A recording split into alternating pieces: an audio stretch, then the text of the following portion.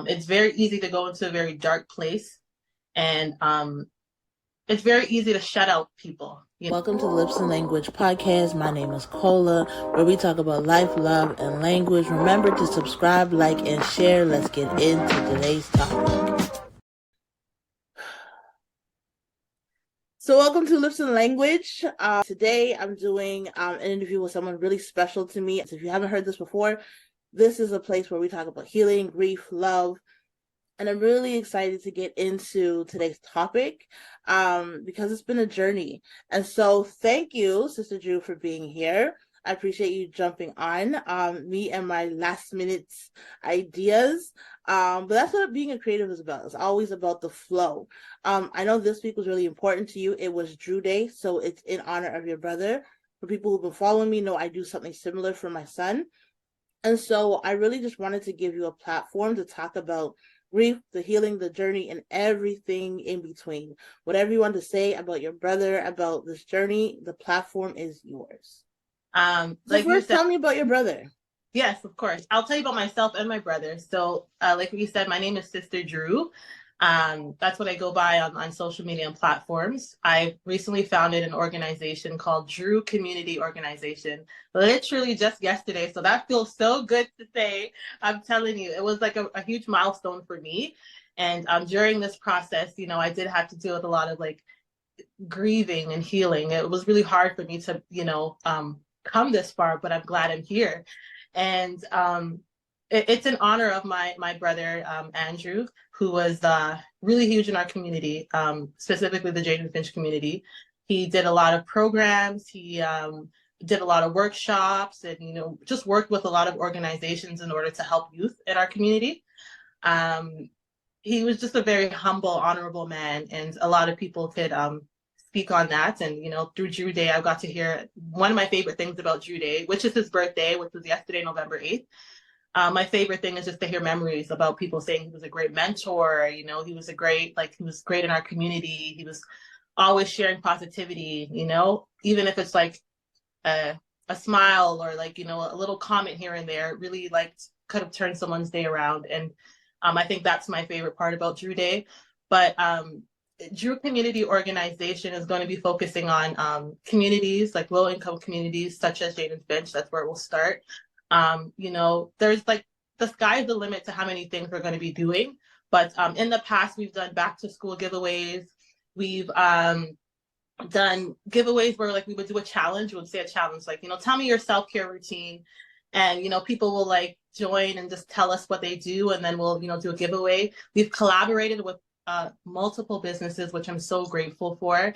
Yours being one of them. Self-care, it has rebranded to self-care. Self-care and Jesus, yes. Yes, Jesus. But I've been with you, like I've been knowing you from the very beginning. So there's been a lot of rebrands and I've been there through it all. But we've collaborated with multiple businesses within our community to give away as well. But yeah, that's kind of like the gist of what Drew Community Organization and who my brother was as well. Amazing. I think that's so cool. I love when we honor people who have passed, and not in a way that we're idolizing them, but we bring memory to who they were, right? Because like God allowed us to have them here on this earth. It's not like they didn't exist. And so when we celebrate them for who they were, for how they helped, for the things that they did, I feel like we give honor back to God for the creation that He allowed us to be a part of. And so I know, first of all, congratulations on Thank you. the whole community organization. I know earlier on when you were trying to do it, you had connected with me, and I know it's a huge deal for you. I know it's big. And so when I heard it, I was just like, oh, you did it. I'm so, so proud of you. Like, I'm so excited for the fact that you persevered and you got it done. Because you're right, there's so much more things you can do as an organization. You can apply for funding and you can do more for your community, and it lives on in this legacy that you're building. And so it's a step in the right direction. You and your mama have done amazing and have done things for that great community. Now, I lived down the street from Jane and Finch, actually, for quite a few years. It's a good part of where I raised my son. And so it's, you know what I mean? Like it's all comes full circle. That community definitely needs love, definitely needs help, definitely needs a hand up and encouragement, because it's not one of the, like, I'm not gonna say it's a bad area, but it's not one of the best areas. It's challenging. I want to say that it has its own challenges. You know what I'm saying? And so when you can get people who don't just up and leave, people who want to support, people who want to make sure that they're giving back to the community in which they're in, is really important. Like it really serves a purpose for those people who are still there, who can't just pick up and leave. You know what I'm saying? Yeah, I feel But like those yeah. challenges are lack of opportunity, and that's what I want to provide with the community as well, as not the whole, perception of it's a bad area, but like what good is happening, and I want to be a part of the opportunities that could be given, just like what my brother did. So, Right? It's like being the light in the darkness. And too many times we hear people just write off neighborhoods, and like it's not about the neighborhood, it's about the people who still live there. There's people put there for a reason, there's people who live there for a reason. Not everyone can just like get up and leave, and like they deserve also to have some type of help, some type of uplifting spirit that's around them, that they can really, grab a hold onto and know that there is a change that can come. There's a change that they can do and they can grab onto. So all that to say, kudos for the organization. I think it's really important, and I'm so blessed that you are doing it. But to talk more about your brother, what has the process been like? I know he passed away how many years ago? it was in 2018. Okay, so Mm-hmm. not that long ago, to be honest. My son passed in 2014, and it's still a lot, right? But how has that process been for you? I don't know if you want to talk about how he passed. It's up to you. It's cool if you don't. But just talk about what that process has been like for you. Yeah, I've never really had the strength to open up about exactly details about his passing, but I will let you know that he was diabetic and he did have some complications with that.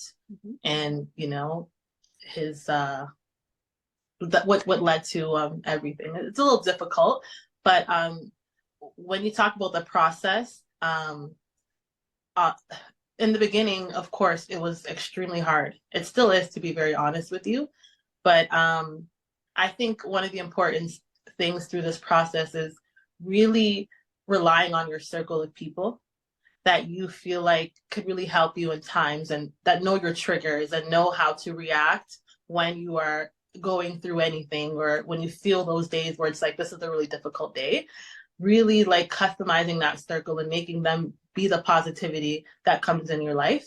It's very easy to go into a very dark place, and it's very easy to shut out people, just, I don't want to talk to no one. I've done it. I've been there. Oh my goodness. I've been in the darkest places sometimes, but I think it's important to reach out and just be around the people that you love and who support you, and kind of know what you've been through and what you were going through.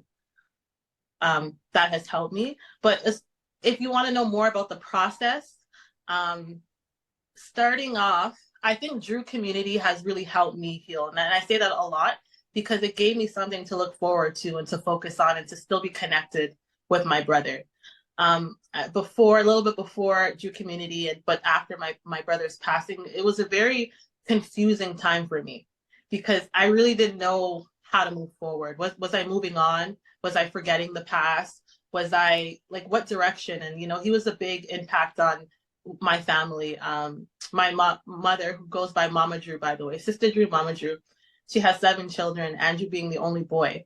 So all of us, we had a lot of guidance from him, and not having him around, I know for all of my sisters and myself, it was very difficult. So like what I said, that period was very difficult. But when I was able to kind of rebrand myself as Sister Drew and start to continue on his legacy, that's where I really start to find purpose. And I really start to feel connected with my brother. Like I feel him, I feel his presence, and, I see signs, and I'm just like, I'm doing it, like we're doing it. So that, when it comes to grieving healing, has really led me to be in certain spaces and to meet certain people, one of them being you and your sister at the time. I really think that moment, there was a moment where I could share I was at a black, it's like a social market, black social market, and you were there, Cola, with your sister, and you were giving hand massages, I believe, you know, with your products and stuff like that, and not a lot of conversation, but like your energy was huge. It spoke volumes. It was like I felt so comfortable. I felt so confident. I felt like, you know, I don't know. It's like you were giving me a hug, but not even physically giving me a hug. Like I felt so much comfort, and I really leaned on that. And because of that, we built a really strong friendship and connection. So I started to really see those moments with people, and started to. That's what when I was talking about creating your circle, really like, okay, this person, I need her in my life. Like I need to, whether it's random check-ins or whatever the case may be, I need to make sure that I have people like this in my life. And I think that when it comes to healing, that has also helped me with the growth and with healing, is to really, be intentional with the people you allow around you and the energy that you allow around you as well. And then, continuing grieving and healing and other things that come in life, I was able to really navigate and to really focus on like really action things when I was triggered. And it happens like daily where I'm just like, oh, this is going to be a bad day. This day is rough. What are the things that I can do in order to help me like go through this day, get through this day?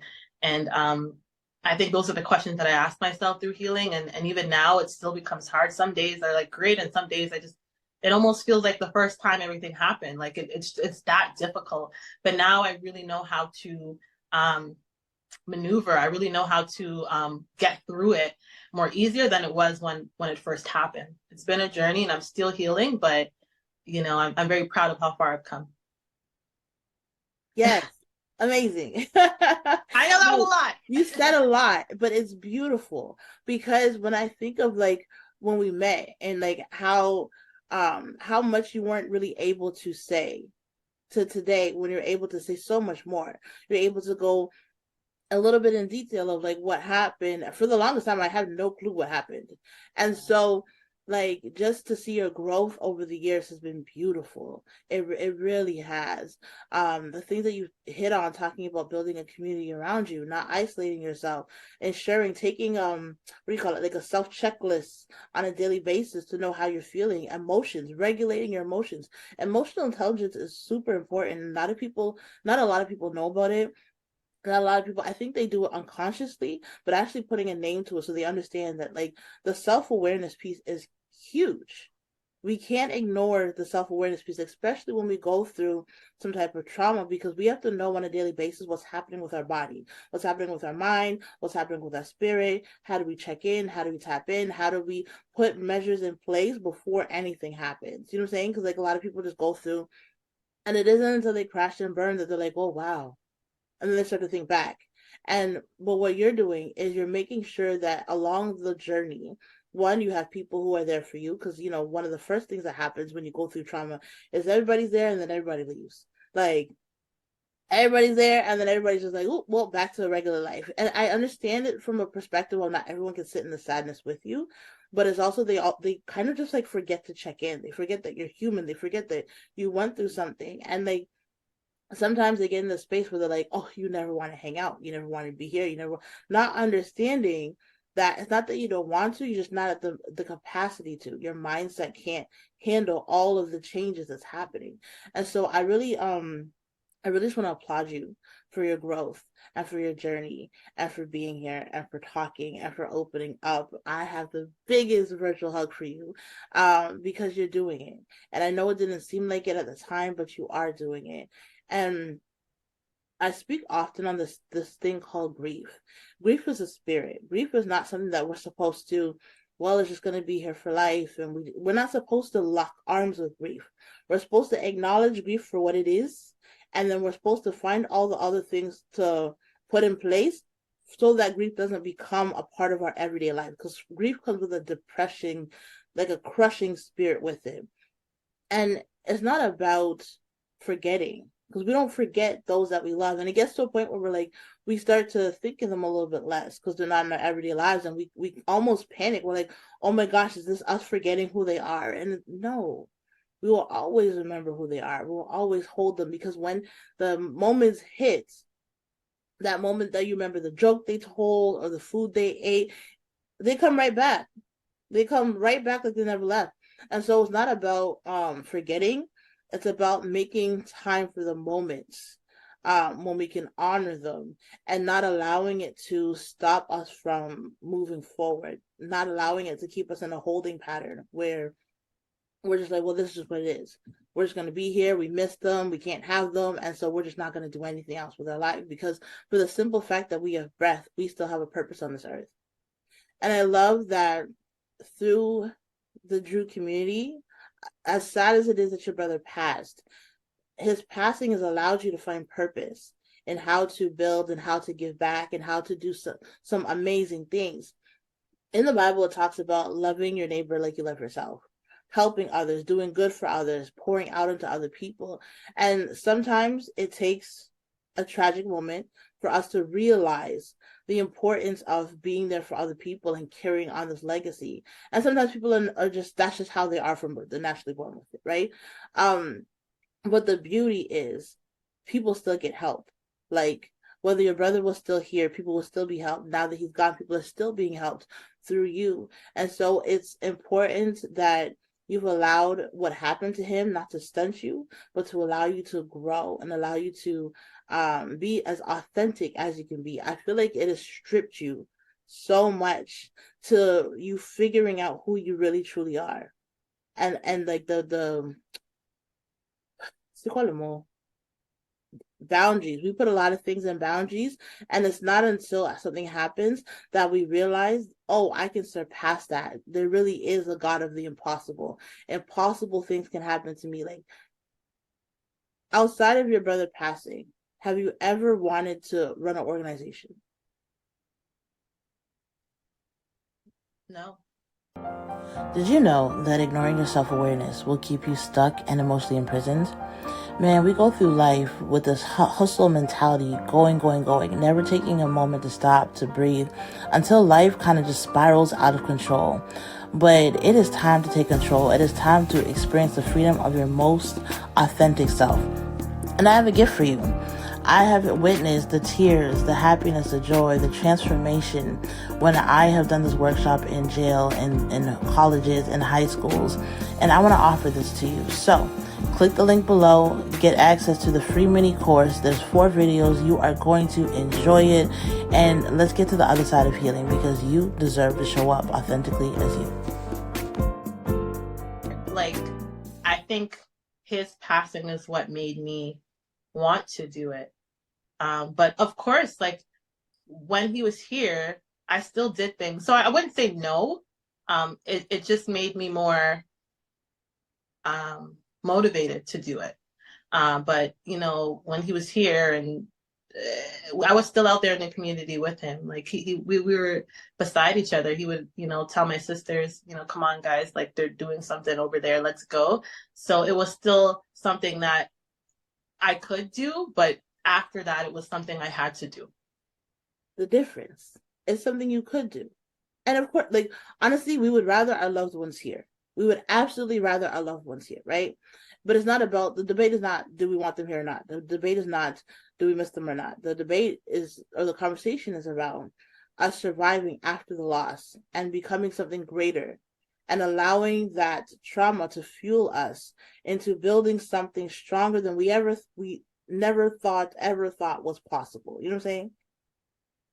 Like, it propels us in a way that we're able to do things that were just like, that might have just been a thought, might have just been a dream, and now it becomes something that you have to do.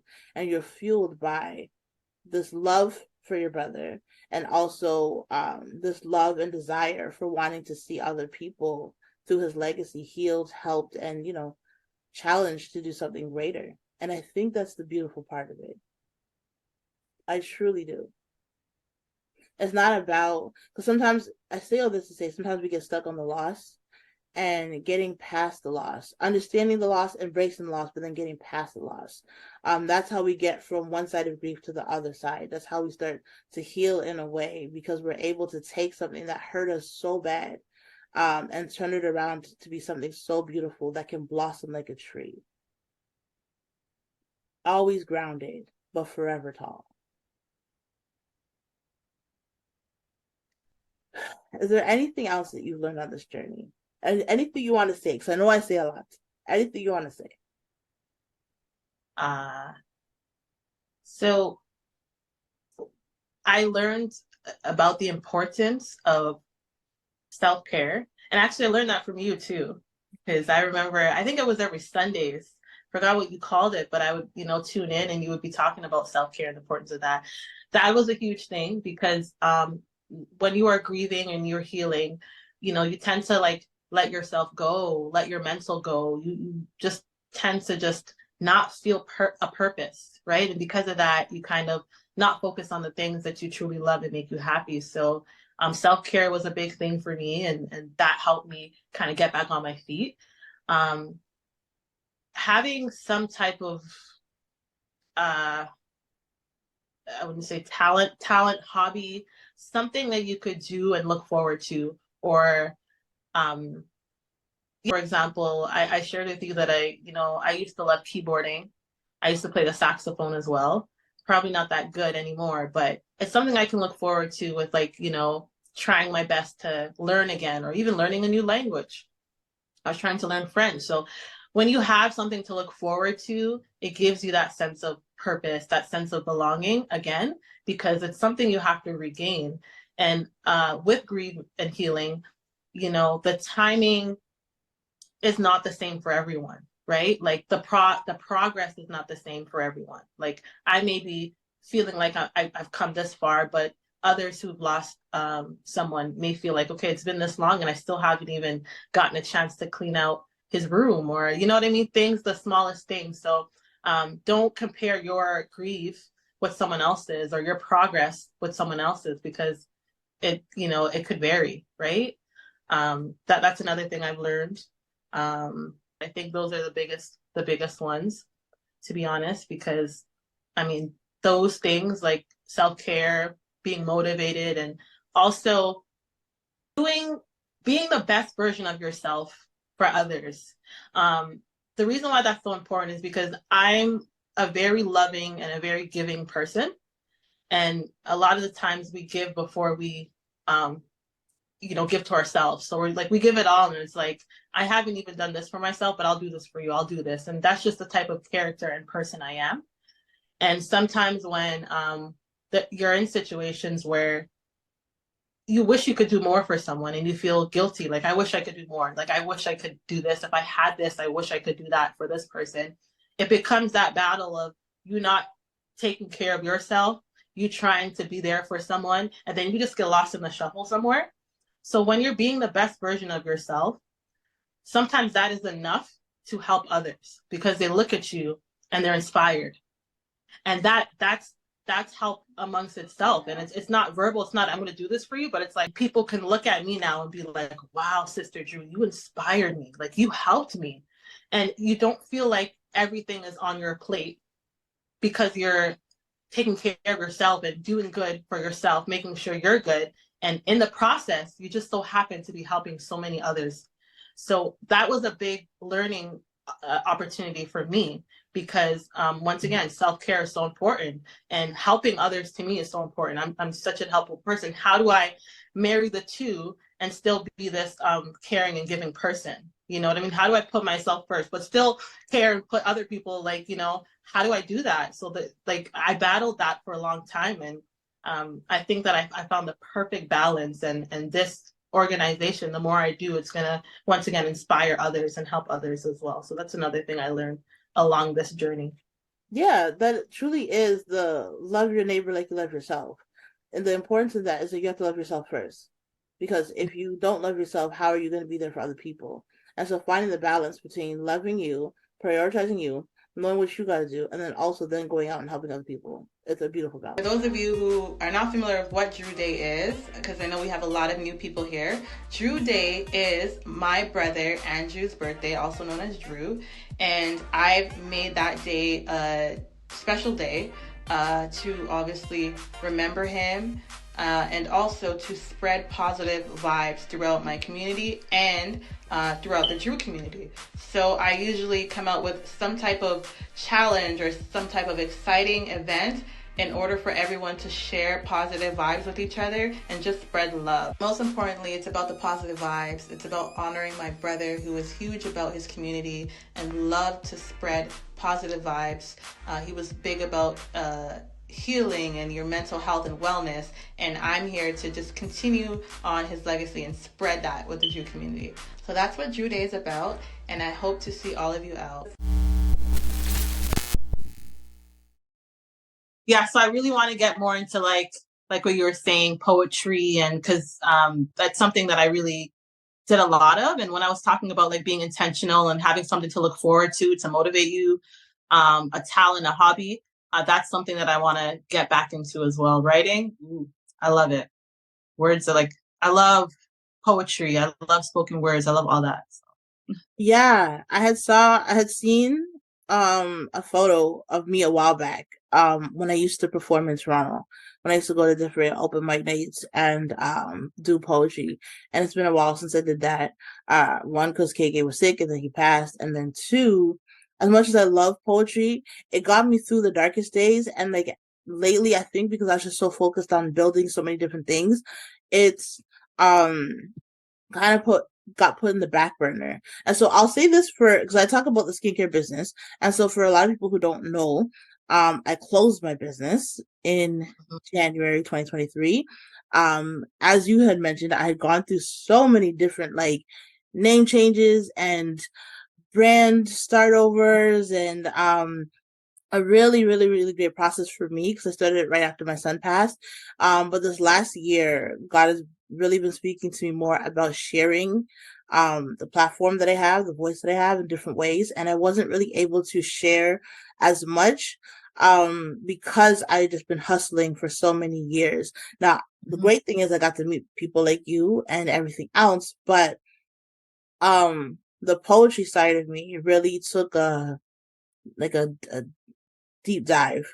And so now in prioritizing myself again, I'm getting back into sharing what I have inside, because when we share our voices with people, it really can transform lives, really, truly.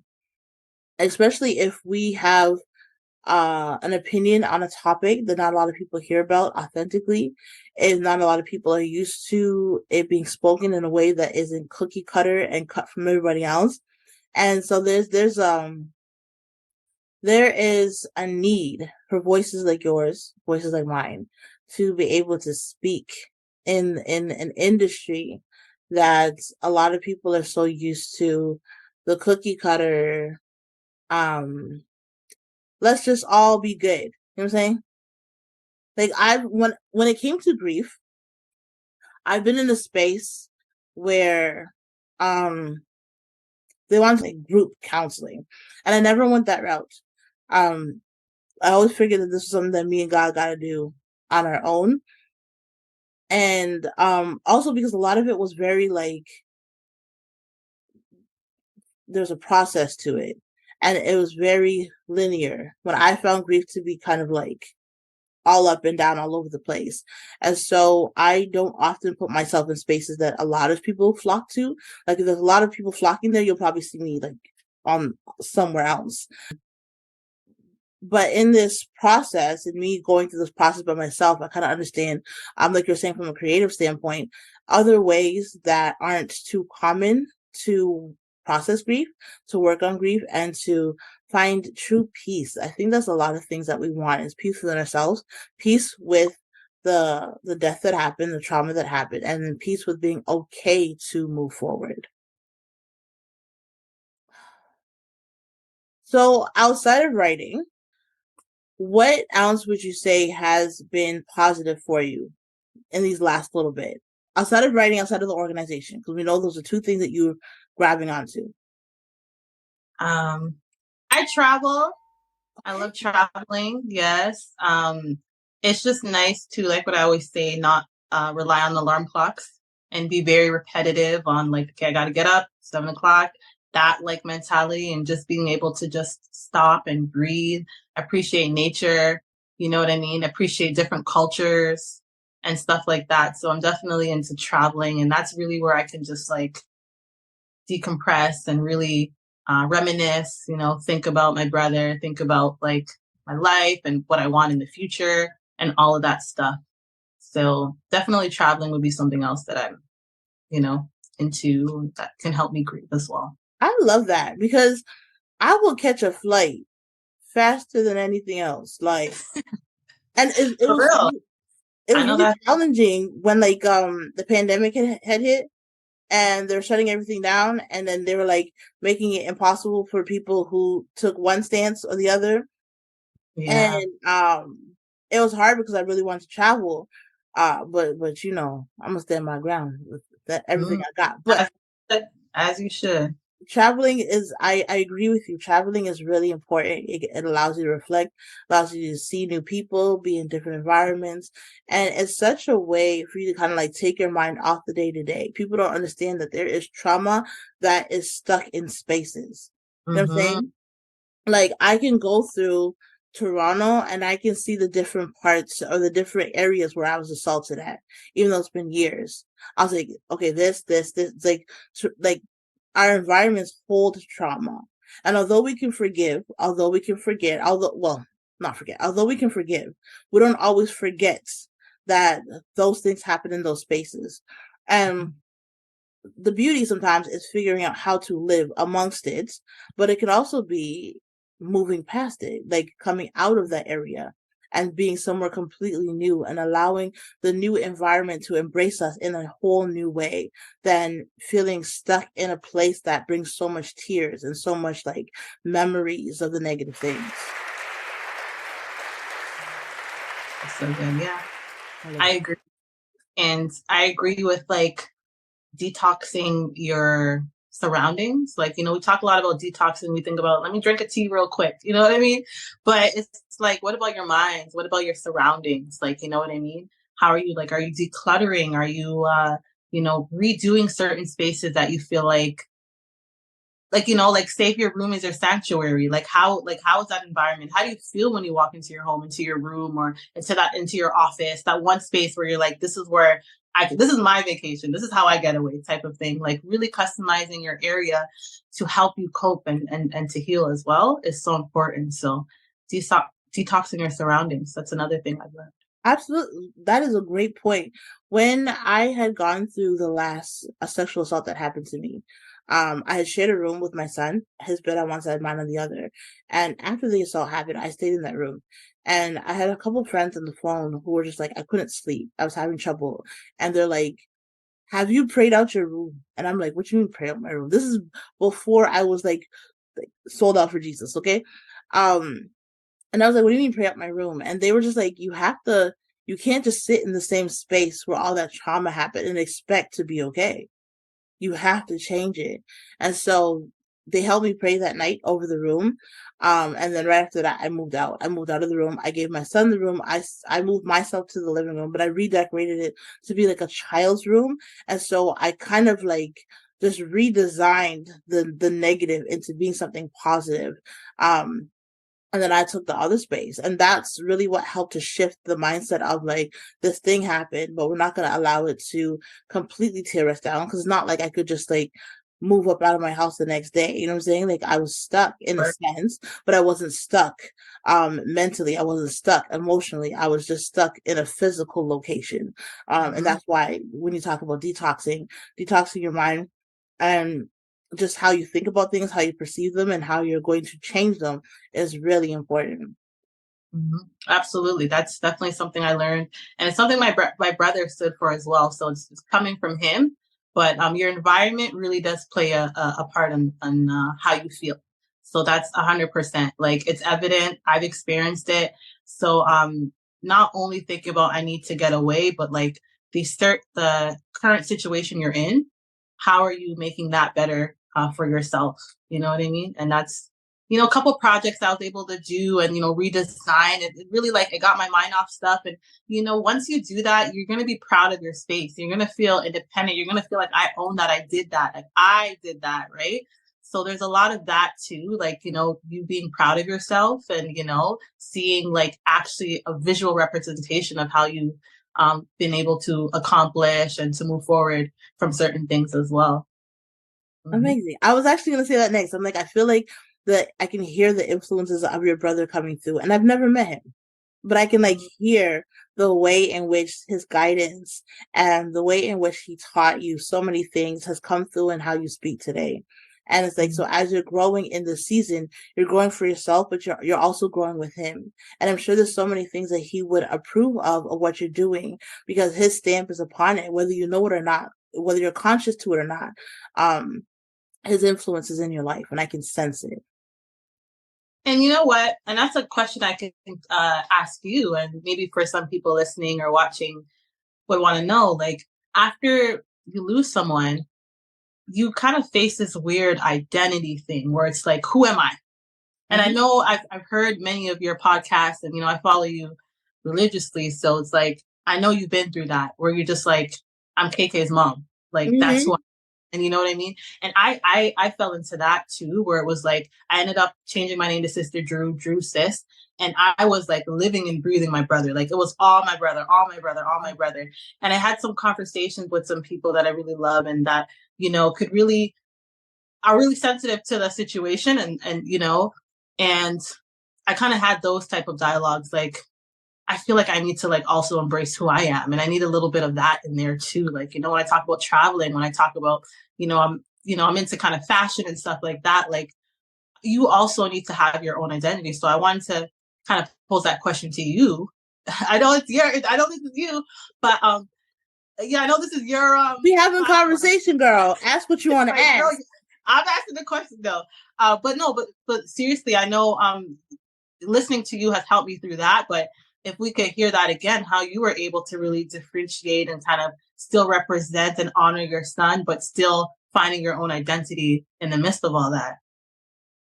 Okay. Yeah, so identity is a huge thing, as you know, mostly because I was a teenage mother and that was my identity for the longest time. It was, oh, she's a teen mom, so I'm like the stereotype. And then I was KK's mom, and I'm a mom of a child who has a disability. And so I had all these labels on me. But the label of being a poet, the label of being a creative or an author, that stuff didn't really come out until like before he passed, or right before and then after he passed. And I went through this journey of trying to understand myself as a woman, right? Because like being known as a mom, okay, that's one thing, but I'm still female, right? And now, sorry, that was too much glitter.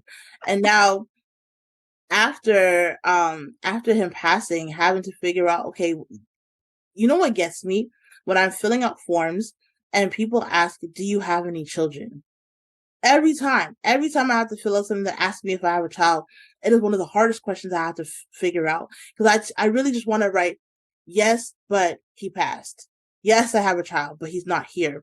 And so in finding my identity, to be honest, I had to go back to God to figure out who I was, to figure out who he created me to be, to figure out what are the things that I liked, what are my interests, what makes me happy. A lot of what made me happy was him happy. So now I have to find happiness for myself. What things do I love to do? And so I went back to when I started writing, when I started becoming a poet, when I started writing this book. That is not me, but a part of me, a part of what I like to do, performing and speaking and putting my opinion out there. And then I had to figure out, like, what did it feel like to be a woman? What does that look like? Because at the time I also called off my engagement. And so now I'm no longer an engaged woman. I'm back to a single woman without a child. And it felt like I had gone back to when I was 16, before my son was even born. And so a lot of it had to do with figuring out what I like, what I dislike, what parts of me are me, what parts of me are because of him, and what parts of me I'm going to take forward, what parts of me I'm going to allow to propel me into the future, like my persistence, the ability to not give up no matter how dark it gets. When it gets really, really, really, really dark in my life, I verbally say out loud, and I've said this in one of my episodes, I verbally say out loud, God, I trust you. I may not understand what's going on, but I trust you. And I have to say it out loud so that my ears hear, my mind knows that I'm not giving up. It is a challenging season, but I refuse to give up. And I really like my tenacity. I really like my ability to persevere. And that helped me to build back an idea of who is this girl. Okay, well, this girl is somebody who is really creative. This girl is somebody who has a really strong tenacity. This girl is somebody who works in wisdom. I also started listening to the voices around me. What do people around me say about who I am? And it's not everybody's opinion you're gonna take, because some people just come with some wild things, like when people try to put labels on you in a negative way. But in the positive things that they were saying, what does that mean? When they say that I'm wise? What does that mean when they say, oh, I give the best advice? What does that mean when, and so through filtering what other people said, through asking God, and through an understanding, a very basic understanding of who I am, I started to form this image of the woman that is here today. And that's part of why I'm able to do a conversation like this, is that I'm in a space where I'm like, no, I'm pretty cool at holding space for people. I'm pretty cool at having these harder conversations. And I appreciate that that's who I am now, and who I'm molding into be, as somebody who cares about other people, somebody who wants to build spaces of healing for other people, somebody who is really like for the people, but in like such a godly way that I really want everyone to feel what it means to heal, and not to be broken, walking through life just really disconnected. It really hurts me when people have gone through trauma as a youth, and I can see it, and they're refusing help, or they just don't even know that they need it, because they're just so emotionally broken. They're just so tired. And so I hope that answers your question. But in Oh, developing, and then it was a selfish question, because it is something that I struggle with every now and then myself, right? So it was definitely a question where I'm like, I want to know what's your take on that, and like for you to elaborate. So thank you. You definitely answered above and beyond. great, because we're not defined by other people. They're just a small part of our identity. They have a small say in who we are and who we become. We have to answer to ourselves, to God, but to ourselves. Are we content with where we are? If we're not, how do we change it? We are the ones who make the decisions to drive ourselves forward, to put ourselves in a new atmosphere. I'm sure you had conversations with yourself in starting this organization, and I'm sure it was challenging. But you had to ask yourself, who am I? Am I somebody who wants to get this done for me, for the community, for what? And you've had to like put your identity into it, and bring up attributes of yourself to encourage yourself to keep going. And you did just that, and you succeeded. And so in understanding who you are as a woman, you understand that you're a woman who does not give up. You understand that you're a woman who perseveres. You understand that you're a woman who can get through what feels like is impossible, because you have that much faith and you believe. This is how we build ourselves back in a positive way. And I'm not saying that people can't ever say anything negative about us, that we're just like, I don't take that, I don't receive it. Because sometimes it might be true. Like if somebody says that, if they say to somebody, you're just a little too mean sometimes, not you specifically, I'm just saying in general, right? Are we going to be like, nah? Or we're going to at least take it, examine it, see if it lines up, and then we're just like, I'm not mean. You know what I mean? Or maybe I could be a little bit nicer. Like we use what people say to us as a way to self-evaluate, but we don't take it as gospel. We don't take it as, oh, that's just what I am. Because sometimes people will people will mislabel you. And if you don't know how to self-edit it, you will take the label and run with it and think that that's what it was. I'll give you an example. There was a time during the summer. Okay. It was a conversation for another day, but I'll tell you. There was a time during the summer that I was just really, really upset. I was really there was a lot happening. It was during August, and it's KK month. First of all, I like that Drew Day is the 8th and KK Day is the 16th. Just putting that out there. But okay. It was KK month, and so I already had a lot of emotions surrounding my son and just everything happening. Especially because I'm going through this move and things are not necessarily moving in the way that I believed it would. So I reconnected with his father, okay? This summer. It opened a door I wasn't ready for. Let me just say. It opened a huge door that I was not ready for. Cake and I have been rejected by this man for years. Okay. And out of, I don't know, just, I guess, wanting to be kind, I just said happy birthday. And it opened a door where we started talking again. And it brought up all these weird feelings and these old feelings and these new feelings and just trying to sort out everything happening. And a really powerful discussion ensued between us. But the thing is, he's also just really emotionally unavailable. And so we'd have these conversations. I'd get my hopes up thinking, oh my gosh, all this stuff is going to happen. And then it wouldn't happen. And I've known this pattern for years. And yet I still had hope because I'm like, it's been so long. We finally got to talk. We're finally at a stage where we both know no one hates each other. And okay. Well, someone close to me had said, I feel like you're going through depression right now. And they had called me on a day when I was like super happy. I was like chilling and cheerful. And when they called and said that that's what they sense and they feel about me, I was like, I took it. I was like, I had the conversation with them, and after I'm like, that's so weird. I didn't feel depressed today. And so I had the conversation with my sister. I had the conversation with another friend. I'm like, yo, y'all think I'm depressed? Like people closer to me, because I'm like, maybe I just can't see it, right? And they kind of just laughed it out. They're like, no, you're just dealing with a lot, which is true, right? And they don't even know to the extent that I was dealing with because I hadn't told them fully that I was talking to my son's father and in what capacity. Everything else that they saw in my life was already a lot, and I added him on top of it. And so, sometime in September, I was going for a walk and I was listening to this gospel song, and at the end of the song, she kind of says she had a conversation with God, and what God said essentially what she thought was depression was actually rejection, and it clicked. I wasn't going through depression. I was going through rejection. I was being rejected again. Not just by this man, by different things in life that I wanted, where the doors has been shut. Like I was going through a season of rejection where everything around me felt like it was rejecting me. And what looked like depression to somebody was actually truthfully rejection. And in that moment, I had to be like, oh, yeah, it has been rejection. And then I had to go through and process, okay, why am I feeling rejected? What is the truth about this rejection? What can I take from this? And how do I move forward with it?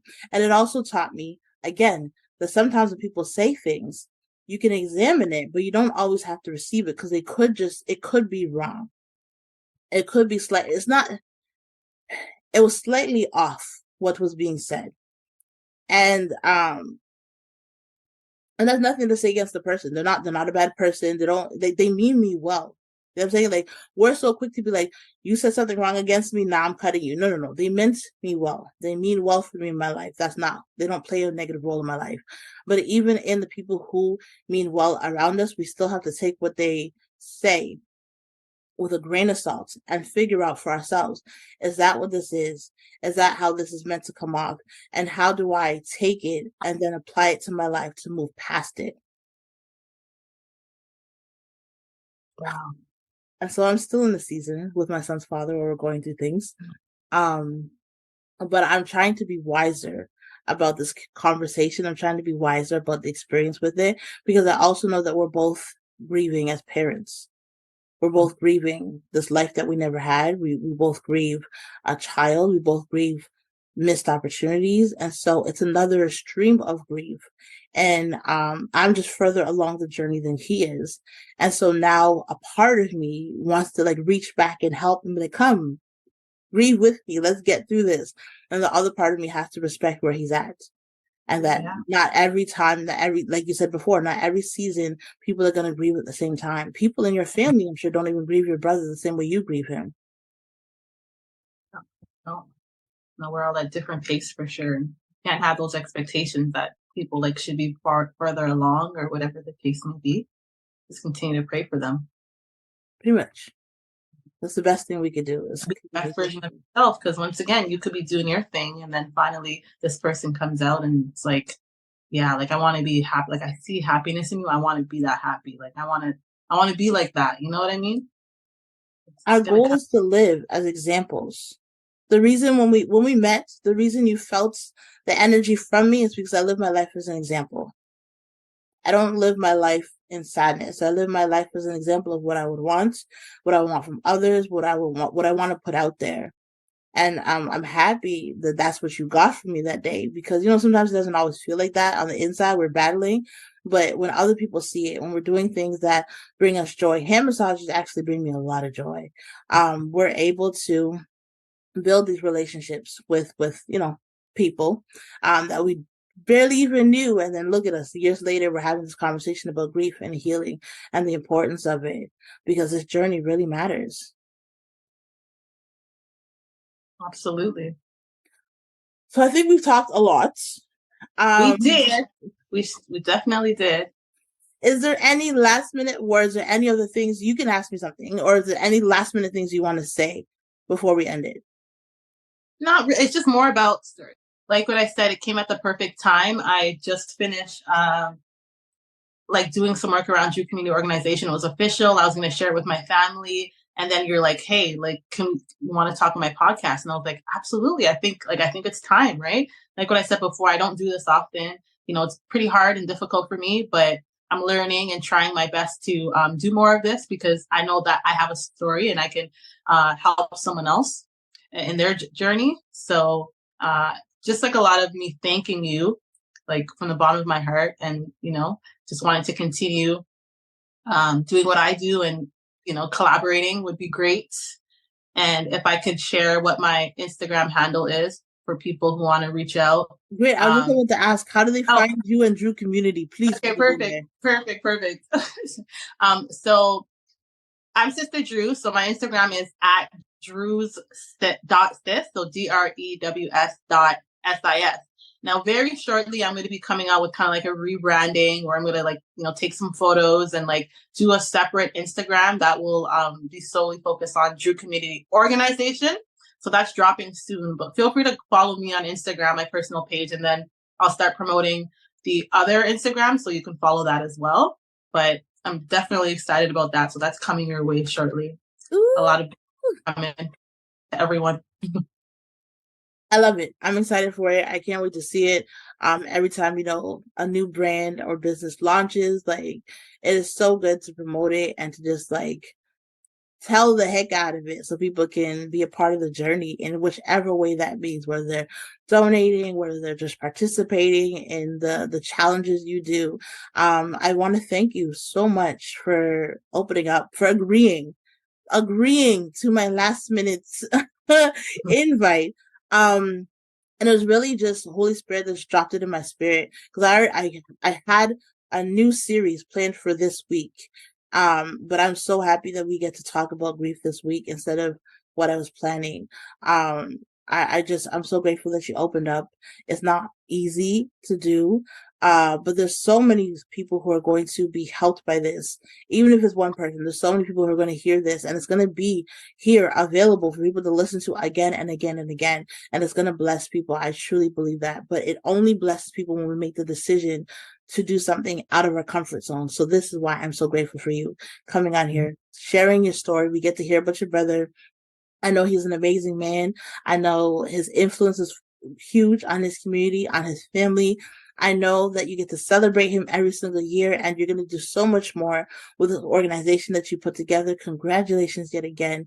It is such a beautiful thing to just witness.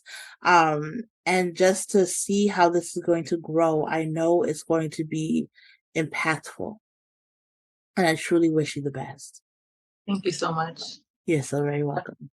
Okay, so we will talk soon. As I always say, y'all, I love you. Have an amazing day. Check out the message coming up next, because you're going to want to hear it. And so we'll sign off until next week. What would it look like if we were a people that were healed? What would it look like if we were people that believed in doing the work necessary to remove trauma, to get through grief, and to come out on the other side? Man, we think that therapy is the only way. Therapy is a great way, but there's also a creative way that can help us get through this process. My name is Kola. I am an amazing artist, and I have a program called Restore and Embrace Myself. It is all about the healing and the getting through and the getting over. And if nobody told you, you are special and you are so deserving of so much more in this world. So get in contact with me because I'd love to work with you.